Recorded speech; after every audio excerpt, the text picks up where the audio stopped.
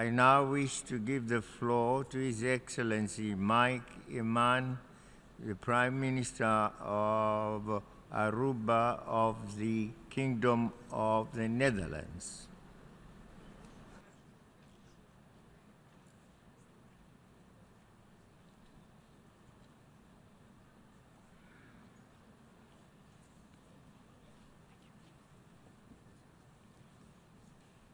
Mr. President of the General Assembly, distinguished delegates, I'm honored to speak here today on behalf of the Kingdom of the Netherlands. The Kingdom consists of 4 countries: St. Martin, Curaçao, and my own country, Aruba, bound together also in a historic relationship with 3 more islands, St. Eustatius, Saba, and Bonaire. Some short months ago, we stood in this hall and we were profoundly touched when Pope Francis, from this podium, underlined the moral essence, the Sustainable Development Goals we had just adopted. His words symbolizes that the 2030 Agenda is not an institutional program, but has become a task for humanity here on Earth to create a better world to pass to our next generation. His words symbolizes that the strong ties that we need to feel with our human fellow citizens are determining the way in which we will be able to realize the Sustainable Development Goals. A strong focus on inclusiveness and sustainability is therefore key to implementation of the 2030 Agenda. For some of us, in particular, small islands like my own Aruba, this is a matter of immediate survival. For all of us, a matter of long-time survival. Leaving no one behind is central and essential to the Kingdom of the Netherlands. High inequality is now recognized as a key obstacle for achieving Sustainable Development Goals. This calls for strong policies, strong institutions to ensure that the poorest and most marginalized groups are able to participate fully in the economy and in our societies. And they all will have to have the most benefit from the growth that we can realize through the Sustainable Development Goals. Empowering women and girls is therefore a key focus in our international cooperation policies. And as work is the main route out of poverty, creating sustainable and decent jobs in developing countries is our first priority, as is fostering trade and investment, also in post-conflict areas and fragile states. Our commitment to combat climate change is strongly integrated in our support for implementing the 2030 Agenda. In our kingdom as well as abroad, climate action and inaction will greatly affect the progress on the other SDGs, as it is in the most fragile parts of the world where people are hit the hardest, as we could have seen recently with Fiji, by the impacts of climate change. The importance of water has been very eloquently stated by the President of Hungary as well as the President of Peru during the opening of this debate. The Kingdom of the Netherlands is strongly supportive of the call to urgently address the unsustainable way in which we use water in our ecosystems. The increasing number of water-related disasters is a sign on the wall. This will require government, societies, and private sector to change the way we use and manage water. To accelerate this transformation, UN Secretary General Ban Ki-moon and World Bank President Jim Kim convened a high-level panel on water. We are honored that Prime Minister Rutte of the Netherlands is a member of this high-level panel. The panel will champion a comprehensive and inclusive collaborative way in which we will be managing our water resources in the future.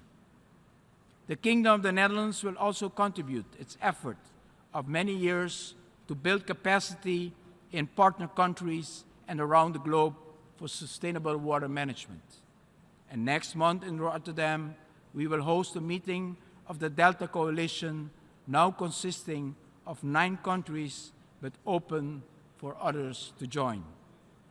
Mr. President, small islands developing states are extra vulnerable to climate change, extreme weather, and sea level rise.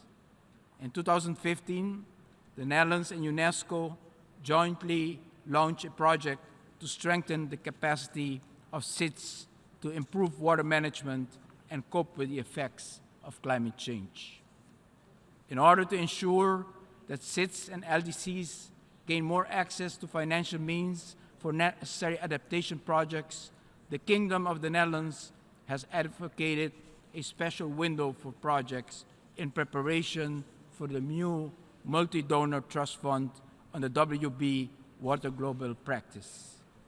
Mr. President, as I said, governments cannot do this alone. The 2030 Agenda is an inclusive agenda, so we need to work in partnership. The 2030 Agenda calls upon us to work together. Partnership have particularly importance for a small island state like Aruba. The Kingdom of the Netherlands and the UN High Representative for LDC recently organized a high-level event in Aruba to showcase public-private partnerships in SIDS. It explores how success stories can be scaled up and then replicated in other SIDS at both regional and global levels. I'm also very proud of the establishment of a Center of Excellence in Aruba for the sustainable development of small island development states. It is a joint initiative of the Kingdom of the Netherlands and the UNDP. It is of utmost importance that we can set forth the best practices in this world and share them with other countries in order to be able to realize our dreams and in order to make the Sustainable Development Goals a reality. Ladies and gentlemen, in conclusion, the Sustainable Development Goals are so evident that therein lies their strength, but also the challenge. For as logical as they are, as strong as the moral obligation is, we have often stumbled over our responsibility to make this our mission and our destiny for a better world. I have no doubt that with the support of all world institutions, countries and corporations and organizations coming together, we will be successful in advancing our goals as humanity has been able to advance in so many areas to improve the quality of life before.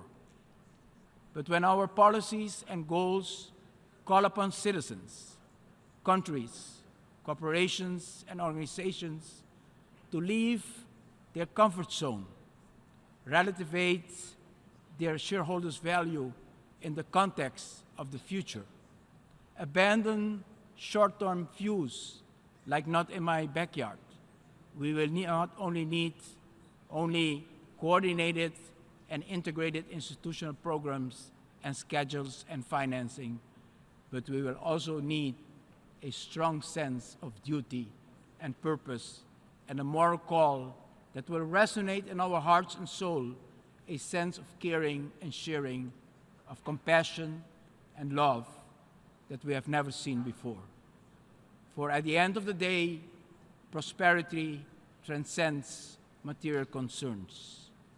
To do well is in part about the ability to give and receive love, to enjoy the respect of our peers, to contribute usefully to society, to have a sense of belonging and a trust in the community, and help create the social world and find a credible place for all of us in these very vulnerable but very ambitious goals that we have set forward for our communities and our countries. Our kingdom is fully committed to achieving this vision in partnership with all of you for the sake of peace, justice, and development. I thank you very much. I thank His Excellency the Prime Minister of Aruba of the Kingdom of the Netherlands for his statement.